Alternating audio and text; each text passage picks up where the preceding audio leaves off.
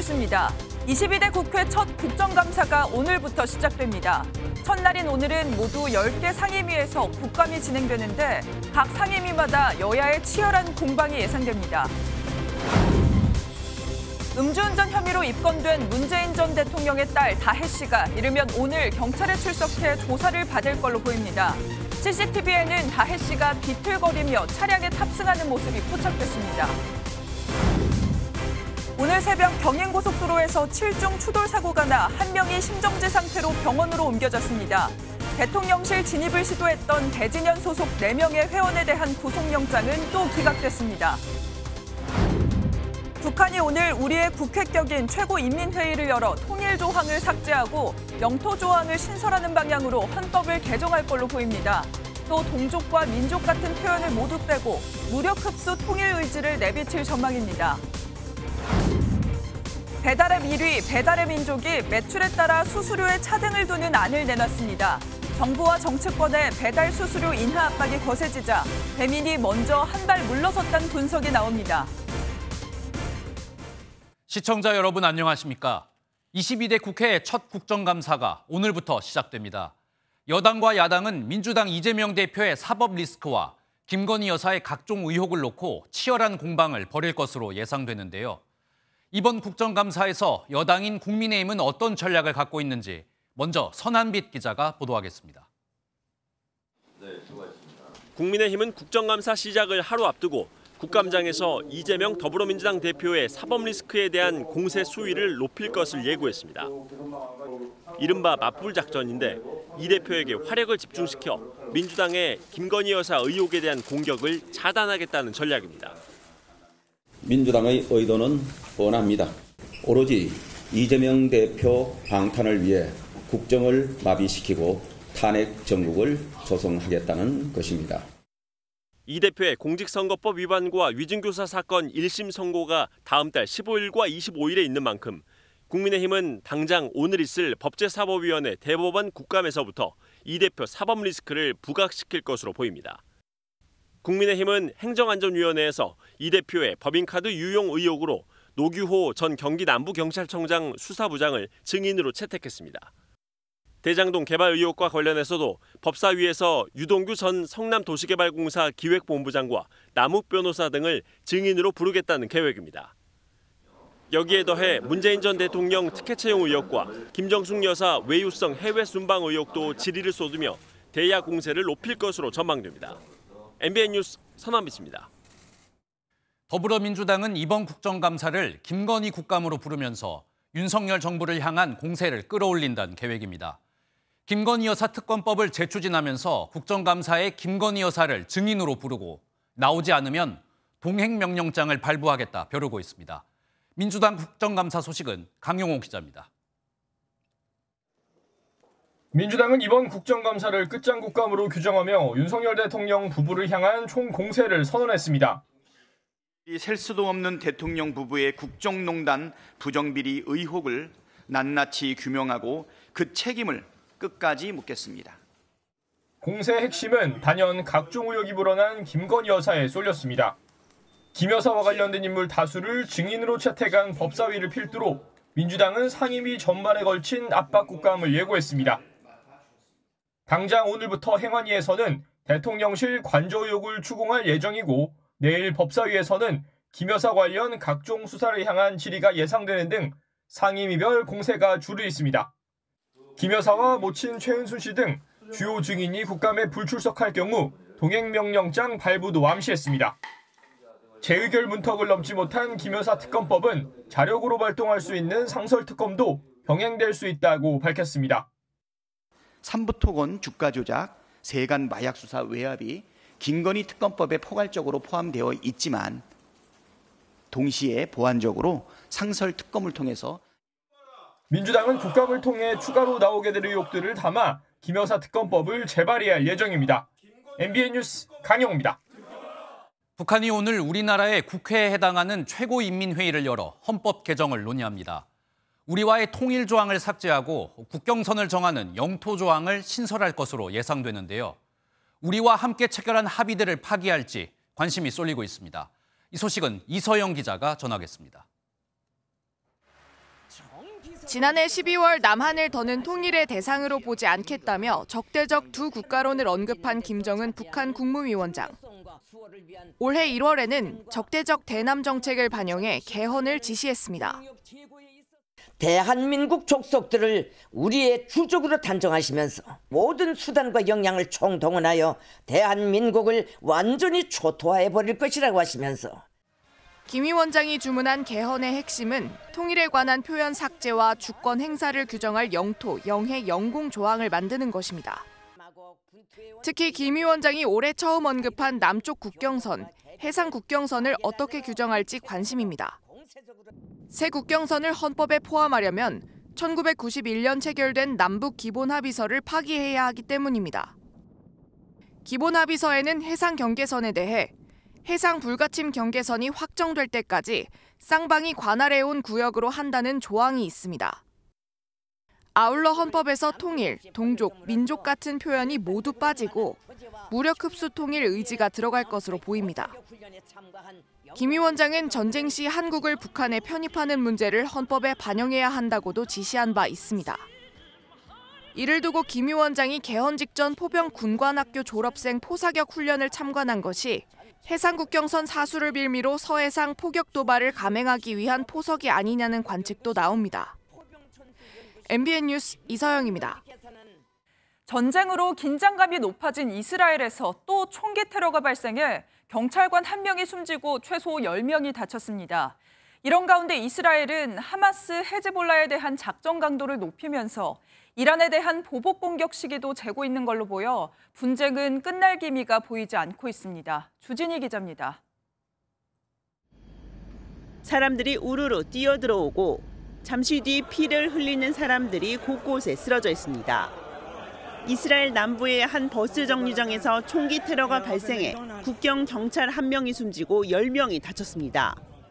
범인은 이스라엘 국적의 29살 베두인족 남성으로 과거 테러범의 친척이었던 것으로 밝혀졌습니다. קורא לראש הממשלה להעביר עוד היום את החוק שהצענו לגירוש משפחות מחבלים. אנחנו רואים בסיפור הזה. 전쟁이 장기화하면서 테러도 빈번해지고 있는 건데 이스라엘은 아랑곳하지 않고 더 맹공을 퍼붓고 있습니다. The Israeli military now beginning to carry out another major offensive in northern Gaza in the Jabalia refugee camp after it says that Hamas militants have begun to regroup there. 베이루트 외곽에는 대피력을 내리고 밤사이 헤즈볼라 시설에 대규모 공습도 이어갔는데 이 장면이 외신에 포착되기도 했습니다. 폭격이 이어지는 와중에 레바논을 방문한 이란의 혁명수비대 쿠드스군 에스마일 가니 사령관이 연락이 끊긴 것으로 확인됩니다. 베이루트 남부의 다이에를 방문했다 폭격을 맞았을 것으로 추정되는 부분입니다. דרך ניסיון לפגוע בישראל, הוא ירתיע אותנו מלהגיב, שיסתכל על מה קורה בעזה ועל מה קורה בביירות. 이란은 오늘 오전 자국 영공 내 일부 항공편 운항을 취소하면서 이스라엘의 보복 공격이 임박했다는 관측도 나오고 있습니다. MBN 뉴스 주진입니다. 미국 대통령 선거에서 공화당 후보인 트럼프 전 대통령의 많은 나이와 건강 상태를 우려하는 유권자가 40%에 달하는 것으로 나타났습니다. 민주당 해리스 부통령은 중동 사태를 해결하기 위해 이스라엘과 아랍 국가에 지속적으로 압력을 가하겠다고 밝혔습니다. 워싱턴에서 강영구 특파원입니다. 올해 나이 78세인 트럼프 전 대통령의 고령 리스크가 갈수록 커지고 있습니다. 미국 여론조사기관 발표에 따르면 미국 유권자의 40%는 트럼프의 건강과 나이가 대통령직 수행을 상당히 제약할 것이라고 대답했습니다. 지난 6월 바이든 대통령과 토론 당시만 해도 27%였던 것에서 크게 올라간 겁니다. 대선 경쟁 상대가 20살 가까이 젊은 해리스 부통령으로 바뀌면서 고령 리스크가 트럼프 전 대통령으로 옮겨갔습니다. 이 같은 고령 리스크는 최근 트럼프 전 대통령이 유세 도중 이란을 북한으로 잘못 말하는가 하면 대통령 후보 TV 토론 당시 관람객이 없었는데 상황을 혼동해 말하는 등 잦은 말실수 때문입니다. 또 유세 일정도 예전보다 크게 줄어 올해는 현재까지 61번에 불과하다고 뉴욕타임스는 분석했습니다. 한편 미국 CBS 방송에 출연한 해리스 부통령은 중동 사태 해결을 위해 이스라엘과 아랍 국가들의 지속적인 압력을 가하겠다고 밝혔습니다. 또 주요 경합주에는 트럼프 전 대통령을 비판하는 새로운 디지털 광고를 방영하기 시작했습니다. 30초 분량의 이번 광고에는 지난 2021년 1월 미국 의회 의사당 습격 사건 영상과 함께 무장한 군중을 미 의회 의사당으로 보낸 트럼프 전 대통령을 연임시켜서는 안 된다는 내용을 담았습니다. 해리스와 트럼프 두 후보는 남아있는 기간 동안 경합주에 총력을 쏟아붓는다는 계획입니다. 워싱턴에서 MBN 뉴스 강영구입니다. 오늘 하루 중요한 일정을 소개해드리는 굿모닝 오늘입니다. 어떤 일정이 있는지 함께 살펴보겠습니다. 22대 국회 국정감사 첫날인 오늘 법제사법위원회와 정무위원회, 행정안전위원회 등 10개 상임위에서 국정감사가 진행됩니다. 국회 17개 상임위는 다음 달 1일까지 26일 동안 모두 802개 기관을 대상으로 국정감사를 벌입니다. 서울시 선거관리위원회는 보수 단일 후보인 조전혁 후보에 대한 TV 토론회를 진행합니다. 최근에 여론조사 결과가 없어 토론회에 초청받지 못한 진보 단일 후보인 정근식 후보는 조 후보 토론회 이후 진행되는 초청 외 후보 토론회에 보이콧을 선언했습니다. 최윤범 고려아연 회장 등이 출자해 설립한 특수목적법인 제리코 파트너스가 오늘 이사회를 열어 영풍정밀 대항 공개매수 가격을 올리는 방안을 논의할 예정입니다. 영풍정밀은 고려아연 지분 1.85%를 차지하고 있어 영풍정밀을 갖는 쪽이 경영권 분쟁 우위를 점할 수 있습니다. 지금까지 굿모닝 오늘이었습니다. 사건 사고 소식입니다. 오늘 새벽 경인고속도로에서 7중 추돌 사고가 발생해 한 명이 심정지 상태로 병원에 옮겨졌습니다. 김건희 여사 특검법을 요구하며 대통령실에 진입하려다 체포된 한국대학생진보연합 회원 4명에 대한 구속영장은 모두 기각됐습니다. 현지호 기자입니다. 오늘 새벽 5시 20분쯤 경인고속도로 서울 방향 부평나들목 인근에서 7중 추돌 사고가 났습니다. 이 사고로 운전자 1명이 심정지 상태로 병원으로 옮겨졌고 4명이 다쳤습니다. 사고 수습이 지연되면서 부평나들목에서 인천 방향 4km 구간에 현재까지 정체가 빚어지고 있습니다. 비닐하우스가 완전히 불타 뼈대만 앙상하게 남았습니다. 바닥은 새까만 잿더미로 뒤덮였고 불이 꺼진 뒤에도 연기가 쉴 새 없이 피어오릅니다. 어젯밤 10시 50분쯤 경기 남양주시의 한 비닐하우스에서 화재가 발생해 40여 분 만에 꺼졌습니다. 화재 당시 비닐하우스 안에 사람이 없어 인명피해는 없었지만 비닐하우스 1개동이 모두 불에 탔습니다. 김건희 여사 특검법을 요구하며 대통령실 진입을 시도한 한국대학생진보연합 회원들에 대한 구속영장이 또 기각됐습니다. 서울 서부지법은 주거가 일정하고 증거인멸이나 도주 우려가 없다며 기각 사유를 설명했습니다. 앞서 지난 1월에도 대통령실 진입을 시도한 대진현 회원 20명 중 일부에 대한 구속영장이 모두 기각된 바 있습니다. MBN 뉴스 현지호입니다. 전남 순천에서 10대 청소년을 흉기로 살해한 박대성은 소주 4병을 마셔 기억이 나지 않는다는 이야기만 반복하고 있습니다. 그런데 경찰이 박대성의 집에서 발견한 빈 소주병은 2병뿐이었다고 합니다. 비어있는 소주병은 2병뿐이었고 나머지 2병엔 술이 그대로 있었다는데요. 박대성이 거짓말을 한 건 아닌지 의구심이 커지고 있습니다. 한효예 기자입니다. 길을 걷던 10대 여성을 흉기로 찔러 살해한 박대성이 거짓 진술을 한 정황이 드러났습니다. 박 씨는 범행 당시 소주 4병을 마신 만취 상태로 기억이 나지 않는다고 진술했습니다. 그때 기억이 나지 않습니다. 한 4병 정도 먹었습니다. 하지만 박 씨가 마신 것으로 확인된 소주병은 2병인 것으로 알려졌습니다. 지난달 28일 경찰의 압수수색 당시 박 씨의 가게에는 안주와 소주병 4개가 있었는데 이 중 술이 모두 비워진 것은 2병으로 나머지 2병에는 술이 그대로 있던 상태였습니다. 거짓 진술 정황이 포착된 건데 만취 상태에 따른 심신미약 주장에 의구심이 커질 것으로 보입니다. 박대성을 검찰에 넘긴 경찰은 프로파일링 조사와 함께 계획 범죄 여부도 살펴보고 있습니다. MBN 뉴스 한여입니다. 지난 토요일 서울 여의도 한강공원에서 열린 불꽃축제엔 100만 명이 넘는 사람들이 몰려 1년에 한 번만 볼 수 있는 축제를 즐겼습니다. 이번 행사는 다행히 큰 안전사고 없이 마무리됐는데요. 그런데 사람들이 즐기고 떠난 자리에 엄청난 양의 쓰레기들이 남아 눈살을 찌푸리게 했습니다. 즐기는 사람 따로, 치우는 사람 따로면 안 되겠죠. 박혜빈 기자가 취재했습니다. 화려한 불꽃축제가 끝나고 시민들이 떠난 한강공원입니다. 주인만 떠난 돗자리가 펼쳐진 채 그대로 남겨져 있습니다. 나무 옆에 쓰레기 봉지가 덩그러니 놓여 있기도 하고 그 옆에는 봉지에조차 담기지 않은 쓰레기가 눈살을 찌푸리게 합니다. 쓰레기를 버리니까 조금 애기들이 보기에도 별로 안 좋고 조금 더 신경 써서 분리수거를 해주셨으면 좋겠습니다. 쓰레기 문제는 매년 축제마다 지적되고 있지만 길 곳곳에서는 아무렇게나 버려진 쓰레기들이 눈에 띄었습니다.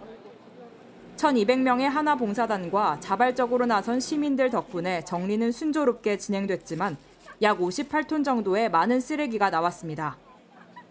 대형 쓰레기통이 꽉 차서 성인 키보다 높게 쌓였고 분리수거도 제대로 지켜지지 않는 모습이었습니다. 저희가 한 달차 있어요. 완전 찢어가지고 일일이 다 분리수거 해야 되죠.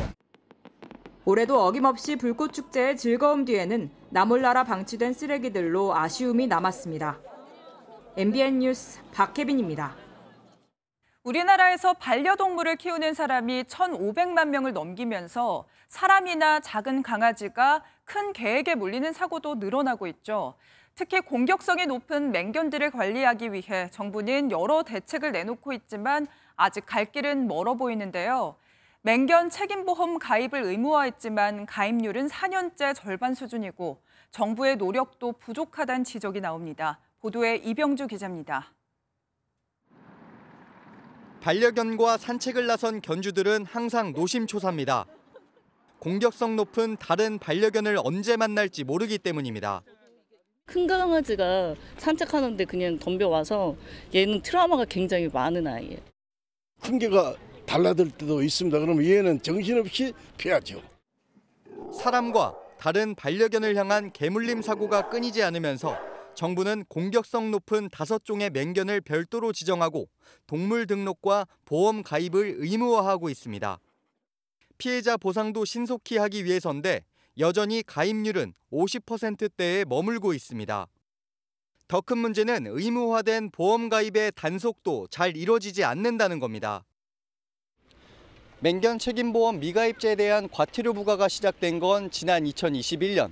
올해 상반기까지 부과된 과태료 건수를 확인해 보니 단 24건으로 연평균으로 치면 6건에 불과합니다. 주무부처인 농림축산식품부는 과태료 부과는 지자체장 권한이라며 사실상 손을 놓고 있습니다. 각 시도에 독려를 해서 책임보험을 가입할 수 있도록 견주들에게 이거를 적극 홍보하고 또 이 부분에 대해서는 단순히 권고 차원이 아니라 이게 개물림 사고는 매년 2,000건 이상 발생하고 있는 가운데 정부는 사육 허가제 등 맹견 관리 추가 방안을 내놨습니다. 하지만 여전히 보험 가입이 안 된 맹견 1,000여 마리의 피해를 볼 경우 피해 구제가 어려운 만큼 현장에서 정책 실효성을 높이기 위한 섬세한 고민이 필요하다는 지적입니다. MBN 뉴스 이병주입니다. 2030년 부산 엑스포 유치를 위해서 우리 정부는 다양한 노력을 펼쳤죠. 특히 다른 나라들의 표를 얻기 위해 소규모 해외 원조 건수를 2~3배로 크게 늘렸는데요. 하지만 결과적으로는 엑스포 유치에 큰 도움이 되지 않아 예산만 낭비한 게 아니냐는 지적이 나오고 있습니다. 김세희 기자의 보도입니다. 지난해 부산 엑스포 유치를 위해 한국은 개발도상국 지원을 확대하는 차원에서 소규모 무상 원조 ODA 규모를 크게 늘렸습니다. MBN이 국회를 통해 입수한 자료를 보면 지난 2023년 한국이 추진한 ODA 사업 숫자는 평년보다 2배에서 3배 높은 171건에 달했습니다. 사업 내용을 보면 동일한 국가에 반복해 물자를 제공하는 사례도 여러 건 있었습니다. 당시 정부는 엑스포 유치국을 결정하는 국제박람회기구 회원국 상당수가 개발도상국인 점을 고려해 ODA 확대를 약속했습니다. Even in the middle of fiscal consolidation, we are honoring our commitments to expand the ODA budget.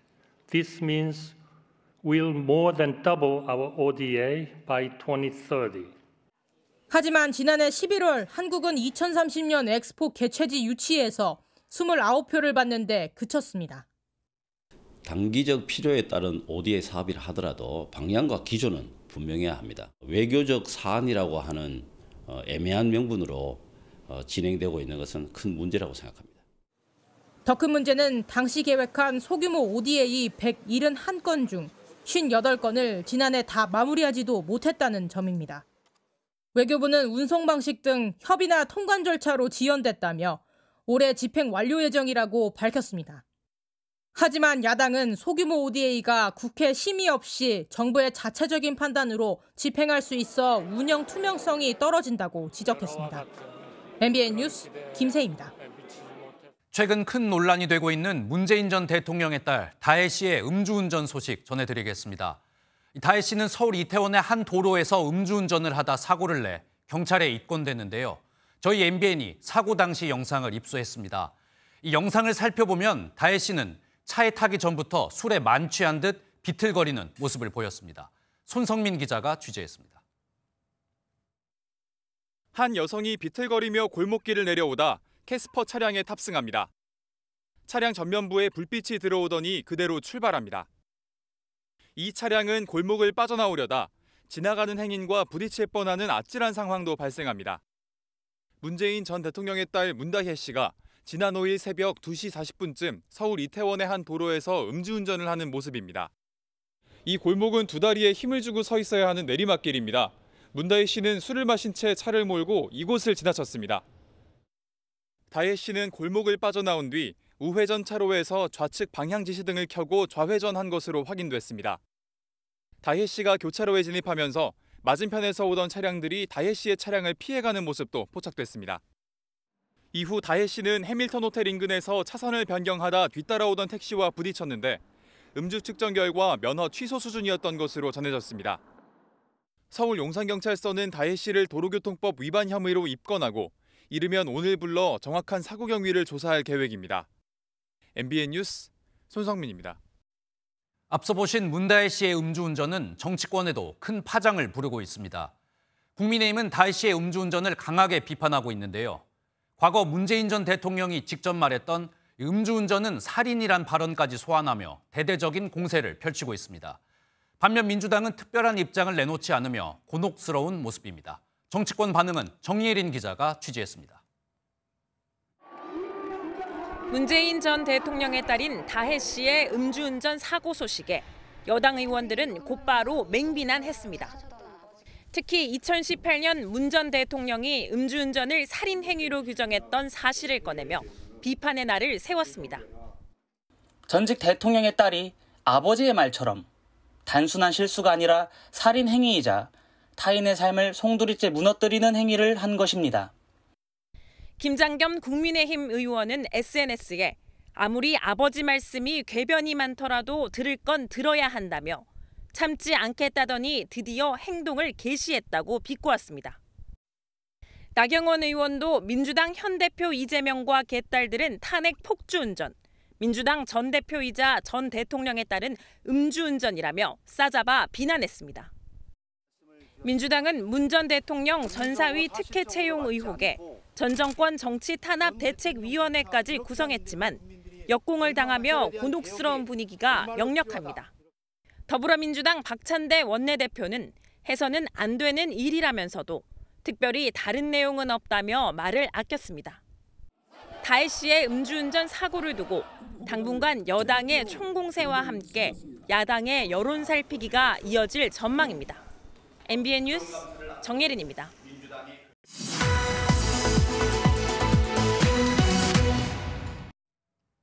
정치권 소식 더 자세히 살펴보겠습니다. 국회팀 정태훈 기자 나와 있습니다. 어서 오십시오. 정 기자, 일단 어제 국민의힘 한동훈 대표가 친한계 의원들과 인사들 모아서 만찬을 가졌다면서요. 어떤 내용입니까? 네, 그렇습니다. 한 대표 취임 이후 처음이죠. 만찬은 서울 종로구의 한 식당에서 이루어졌는데요. 예. 조경태, 송석준, 장동혁, 진종호 의원 등 친한계 의원 20여 명이 참석을 했습니다. 한 대표 전당대회에서 60%가 넘는 압도적 득표율로 당선됐지만 당정 지지율 동반 하락을 면치 못하고 있는 상황이죠. 전당대회 당시 공언했던 제3자 추천안에 담은 최혜병 특검법 발의도 지지부진하며 원내대표 한계론마저 지적되고 있는데요. 어제 자리에서도 이러한 위기의식이 충분히 공유된 것으로 알려졌습니다. 한 대표는 오늘부터 시작되는 국정감사에서 민주당의 거센 공세를 예고하며 단결을 통해 위기를 극복하자고 강조한 것으로 전해졌습니다. 네, 그런데 어제 만찬이 조금 화제가 된 이유는 한동훈 대표가 윤석열 대통령이 순방길에 오를 때 이 배웅에 함께하지 않았어요. 그러면서 만찬을 열면서 이게 겹치면서 조금 화제가 된 것 같은데 어떤 배경으로 볼 수가 있을까요? 물론 현재 당정 관계가 매끄럽진 않습니다. 네. 하지만 한 대표가 불참한 이유는 따로 있었는데요. 금정을 위해서 누가 일할 수 있는지, 누가 실천할 수 있는지를 정하는 선거입니다. 국민의힘이 잘할 수 있지 않겠습니까? 네, 보시다시피 부산에서 1박 2일로 보궐선거 지원 유세를 하고 있었기 때문입니다. 어제 저녁 금정구청장 후보 자리를 두고 야권이 단일화를 이루면서 여당의 텃밭인 금정구는 이제 예측할 수 없는 싸움으로 흘러가고 있죠. 이를 의식한 듯 한 대표는 한동안 부산 유세 주력할 예정입니다. 네, 이번에는 국정감사 소식 한번 살펴보겠습니다. 저희가 앞서도 전해드렸지만 오늘부터 국정감사가 이제 처음 시작이 되는데 오늘 첫날인데 눈여겨볼 만한 상임위 있습니까? 네, 우선 오늘 첫날부터 10개의 상임위가 가동됩니다. 가장 집중되는 건 민주당이 벼르고 있는 김건희 여사 이슈겠죠. 행안위와 국토위에서 대통령실 관저 불법 증축 의혹을 따져 물을 예정이고요.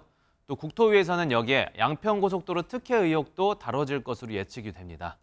이 밖에도 과방위에서는 직무정지된 이진숙 방송통신위원장을 증인으로 채택했는데 방통위 2인 체제의 적법성을 두고 여야 충돌이 예상됩니다. 또 문체위는 안세영 선수 발언으로 불거진 배드민턴협회 운영 문제를 다룰 예정이고요. 네, 이번 특검에서 민주당 같은 경우에는 끝장 특검이다 이렇게 부르면서 공세를 예고하고 있는데 지난번에 폐기됐던 특검법 이번에 다시 추진이 되는 겁니까? 네, 그렇습니다. 민주당은 어제 기자간담회에서도 이번 국감이 끝장 국감이 될 것이라며 의지를 불태우고 있는 상황이죠. 결국 그 끝은 특검법 재발의가 될 것 같습니다. 민주당은 국민의 명령을 받들어 김건희 특검법과 최혜병 특검법을 조속하게 재추진하겠습니다. 특히 이 김여사 특검법 관련해서는 상설특검을, 또 최혜병 특검법은 국정조사를 병행할 가능성도 시사하는 등 수단과 방법을 가리지 않겠다는 의지마저 보였는데요. 국감이 끝나면 이 여야의 공세, 그리고 거부권 전국, 이렇게 국감 이전의 모습을 다시금 재현할 것으로 보입니다. 네, 첫 번째 국정감사인데 민생은 없고 정쟁만 남지 않을지 조금 걱정이 되기도 하는 것 같습니다. 여기까지 듣겠습니다. 지금까지 국회팀 정태웅 기자였습니다.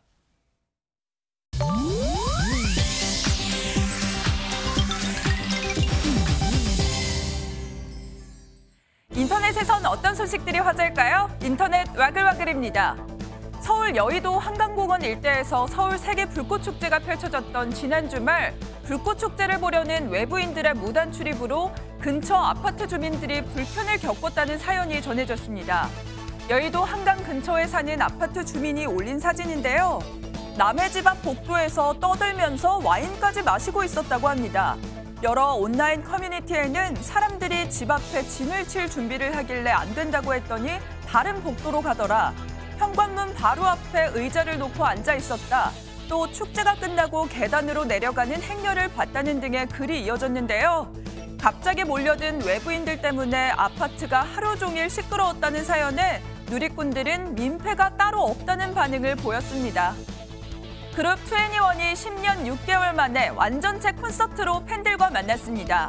지난 2009년 데뷔한 2NE1은 데뷔 15주년을 맞아 지난 4일부터 사흘 동안 서울 올림픽공원에서 콘서트를 열었는데요. 박봄, 산다라박, CL, 공민지 4명의 디바들은 전성기 못지않은 에너지로 무대를 누볐다고 합니다. 국내 걸그룹의 롤모델로 불리는 2NE1은 2014년 한국 가수 최초로 미국 빌보드 메인 앨범 차트에 오른 한류의 주역이기도 한데요. 지드래곤, 아이유, 뉴진스, 트와이스 등 선후배 가수들의 축하 영상도 이어졌습니다.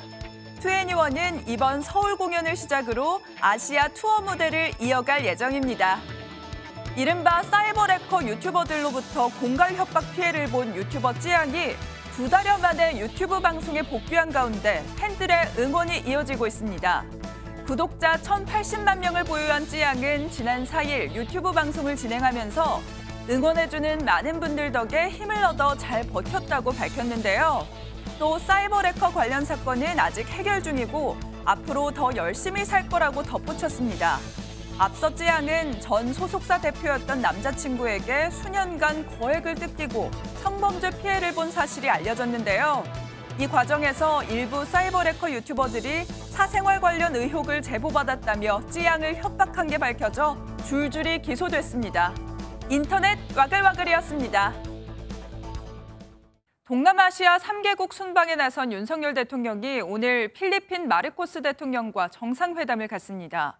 대형 인프라 수주와 원전 건설 등 다양한 협력 방안이 논의될 예정입니다. 필리핀 현지에서 이기종 기자가 전하겠습니다. 필리핀을 국빈 방문한 윤석열 대통령 부부가 영웅묘지의 한국전 참전비에 헌화합니다. 6.25 전쟁 당시 7천여 명을 파병한 필리핀. 윤 대통령은 참전 용사들과 악수하며 감사의 뜻을 전했습니다. 동포만찬 간담회에서는 필리핀과의 우호 관계를 강조했습니다. 1949년 아세안 최초이자 세계에서 5번째로 우리와 수교한 나라입니다. 6.25 전쟁 때는 가장 먼저 가장 많은 병력을 아시아에서 파병해서 윤 대통령은 필리핀에 이어 싱가포르를 국빈 방문하고 오는 10일 라오스에서 열리는 아세안 정상회의에 참석합니다. 순방에 앞서 윤 대통령은 대북 경고 메시지를 내놨습니다. 윤 대통령은 외신 인터뷰에서 핵시설을 공개한 북한이 미 대선에 앞서 관심을 끌기 위해 핵실험과 ICBM 발사 등 추가 도발을 감행할 가능성이 있다고 말했습니다. 그러면서 아세안 정상회의에서 북한의 무모한 행동을 용인하지 않겠다는 국제사회의 메시지가 나올 것이라고 강조했습니다. 윤 대통령은 오늘 페르디난드 마르코스 필리핀 대통령과 정상회담을 갖고 우리 기업의 대형 인프라 건설 수주 지원 등 세일즈 외교에 나섭니다. 대통령실은 원전 건설을 재개할 계획인 필리핀이 한국과 협력을 희망하고 있다며 구체적인 협력 방안이 논의될 거라고 밝혔습니다. 필리핀 마닐라에서 MBN 뉴스 이기종입니다. 서울대 의대발 집단 휴학의 확산을 막기 위해서 정부가 대책을 발표했습니다. 의대생 집단 휴학은 받아들일 수 없다는 입장을 강조하면서 내년 1학기 복학을 조건으로 정당한 사유가 인정된 의대생들의 휴학을 인정하기로 한 겁니다. 김민수 기자가 보도합니다. 서울대 의대가 집단 휴학을 승인한 지 6일 만에 교육부가 다른 의대의 동료를 막고자 대책을 내놨습니다. 교육부가 고심 끝에 내민 카드는 제한적인 휴학 승인입니다. 25학년도 시작에 맞추어 복귀하는 것을 전제로 휴학 의사 및 개별적 개인적 휴학 사유 여부, 복귀 시점을 확인하는 절차를 추가하였습니다. 복귀하지 않는 휴학생은 각 대학의 학칙에 따라 제적 처분할 수 있도록 했습니다.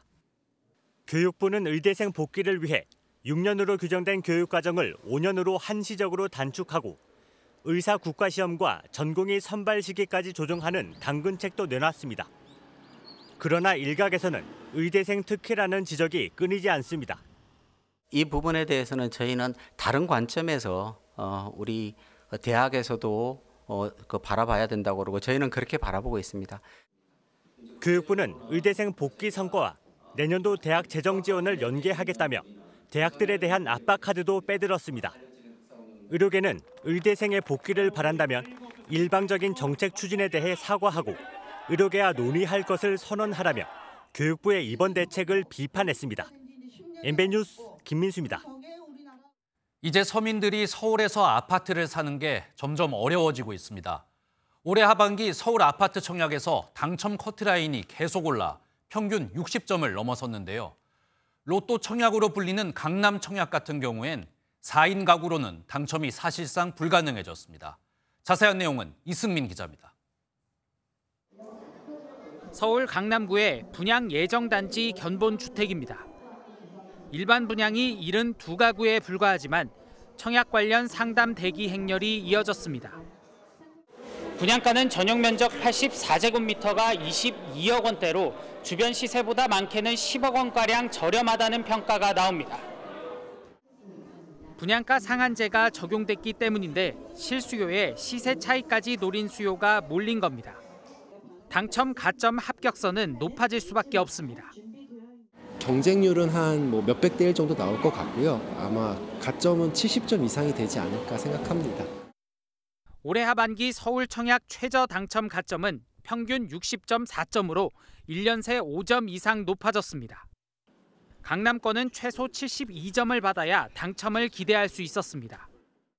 4인 가구가 청약통장 가입 기간과 무주택 기간을 모두 채워도 불가능한 점수입니다. 최근 당첨자를 발표한 청담동의 한 단지는 모든 평형에서 최저 당첨 가점이 74점에 달했습니다. 4인 가족도 할 수 없는 청약제도 분양가 상한제의 부작용이기 때문에 제도적 개선이 좀 필요하지 않나 생각합니다.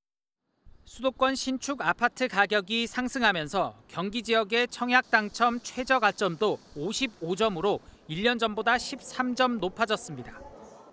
MBN 뉴스 이승민입니다. 최근 높아지고 있는 배달 수수료가 사회적으로 논란이 됐는데요. 배달앱 1위 기업인 배달의 민족이 중개 수수료를 2%까지 낮추는 차등 수수료를 대안으로 내놓을 것 같습니다. 이 정부가 배달 수수료 상한제를 도입해 검토에 나서며 압박에 나서자 몸을 낮춘 건데 입점 업체들을 설득할 수 있을지가 관심입니다. 박통일 기자입니다. 배민이 제시한 차등 수수료안은 입점 업체의 매출에 따라 수수료율이 달라집니다. 매출이 낮은 사업자에겐 현재 적용되는 9.8%보다 낮은 수수료를 적용하겠다는 겁니다. 영세 소상공인에 한해 공공 배달앱 수준인 2%대까지 낮추는 방안도 검토 중인 것으로 알려졌습니다. 일괄 인하 대신 차등을 둔 배민의 이번 수수료안은 대통령실에서 배달 수수료 상한제를 검토한다는 보도 뒤에 나왔습니다. 한기정 공정거래위원장은 상생 방안이 기대에 미치지 못할 경우 정부 차원의 입법도 강구하겠다고 밝힌 바 있습니다. 지난 7월 출범한 상생협의체는 그동안 진척이 없었는데 이번 상생안을 내일 열리는 6차 회의에서 구체적으로 논의할 예정입니다. 결국 플랫폼의 지속 가능한 성장은 상생을 통해 함께 성장한다는 공감인식과 함께 보람있는 성과를 만들 것으로 생각을 하면서 입점업체 측은 배민이 제시한 안을 아직 전달받지 못했다는 입장입니다. 치킨 프랜차이즈 가맹점주들은 오는 10일 모여 배민 주문 거부를 논의합니다. MBN 뉴스 박통일입니다.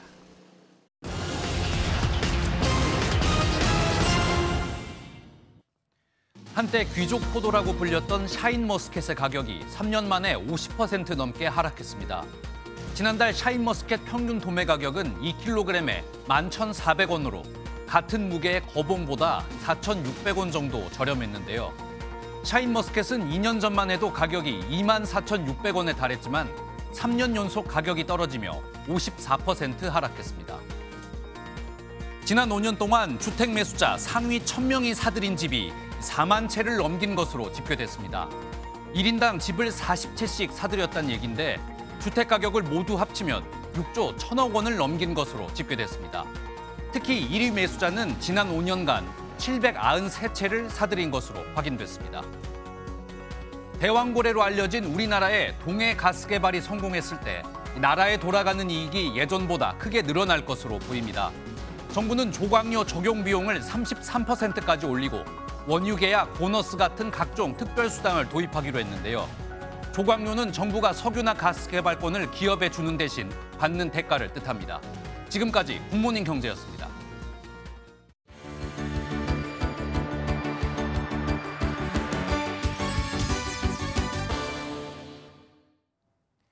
굿모닝 월드입니다.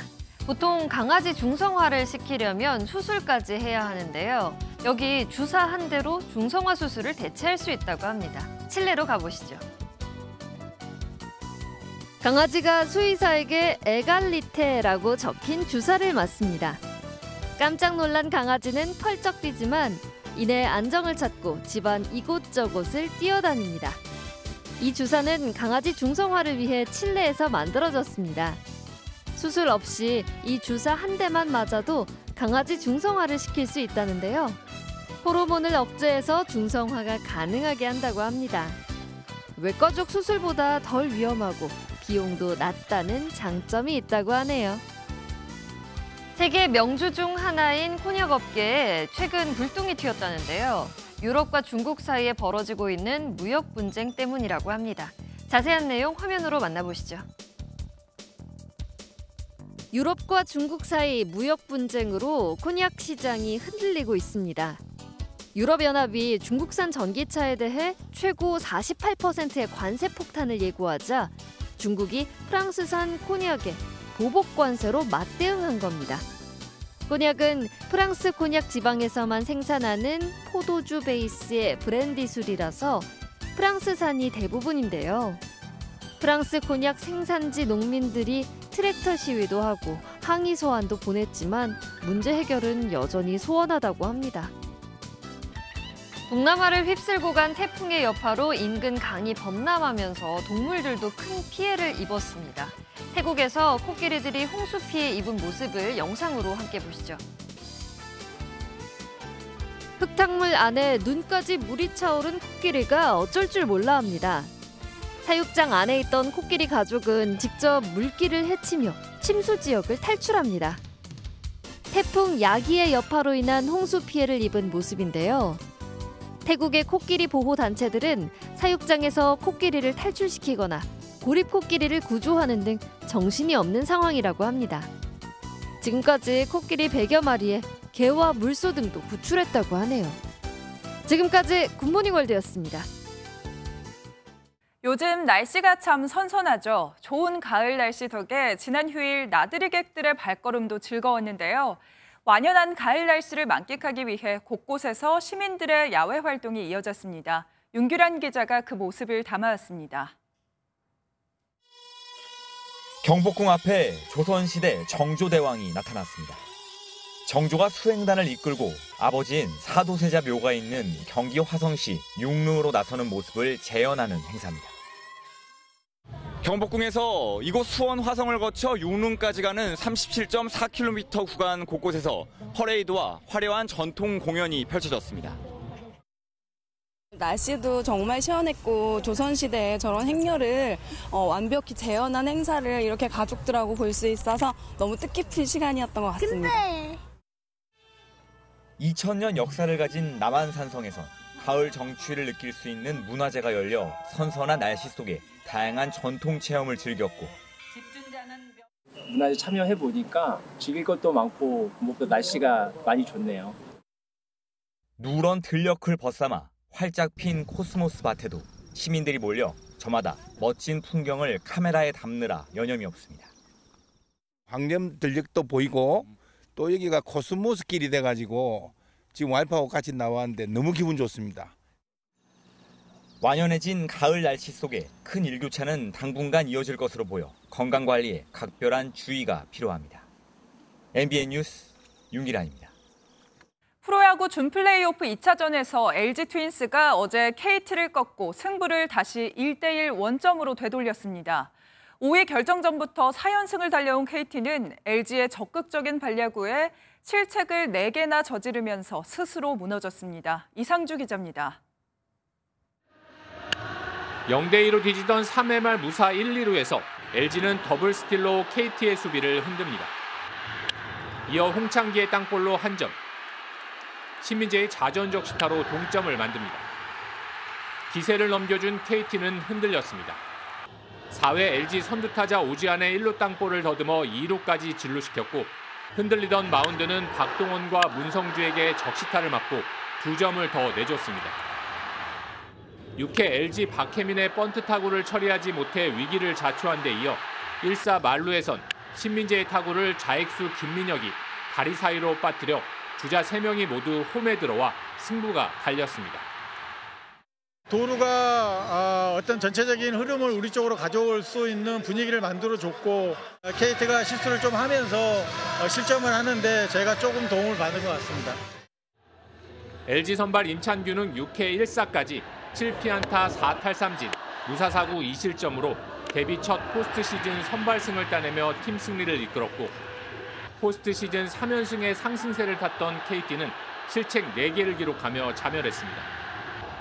준 플레이오프 승부의 분수령이 될 3차전은 하루 휴식 후 화요일 수원 KT 위즈 파크에서 열립니다. MBN 뉴스 이상주입니다. 어제에 이어 오늘 아침도 충청과 남부지방에는 가을비가 이어지고 있습니다. 이들 지역에 계신 분들은 작은 우산 하나 챙겨 나오셔야겠습니다. 비는 오전에 대부분 잦아들겠지만 영남 지역은 오후까지, 제주도는 내일 아침까지 더 내리겠고요. 비의 양은 대체로 5에서 10mm 안팎으로 많지 않겠습니다. 오늘 아침도 다소 쌀쌀하게 출발하고 있습니다. 현재 서울의 기온 14도 나타내고 있고요. 한낮에는 22도로 평년 이맘때 기온을 보이겠습니다. 내일부터는 기온의 일교차가 10도 안팎으로 더 크게 벌어지겠습니다. 환절기 건강관리에 유의하셔야겠습니다. 오늘도 하늘빛은 대체로 흐리겠고요. 아침까지 경기와 강원 내륙에는 가시거리 200m 미만의 짙은 안개가 끼는 곳이 있겠습니다. 안전운전 하셔야겠습니다. 지역별 현재 기온 보겠습니다. 춘천 13.5도, 대구는 15.9도로 어제 아침보다 높게 출발하고 있습니다. 낮 기온은 서울 22도, 대전 21도, 광주와 부산은 20도가 예상됩니다. 내일은 동해안 지역에 가끔 비가 내리겠고요. 당분간 내륙은 대체로 맑겠습니다. 날씨였습니다. 월요일 아침 굿모닝 MBN 마치겠습니다. 저희는 내일 아침에 찾아뵙겠습니다. 오늘도 좋은 하루 보내세요. 고맙습니다.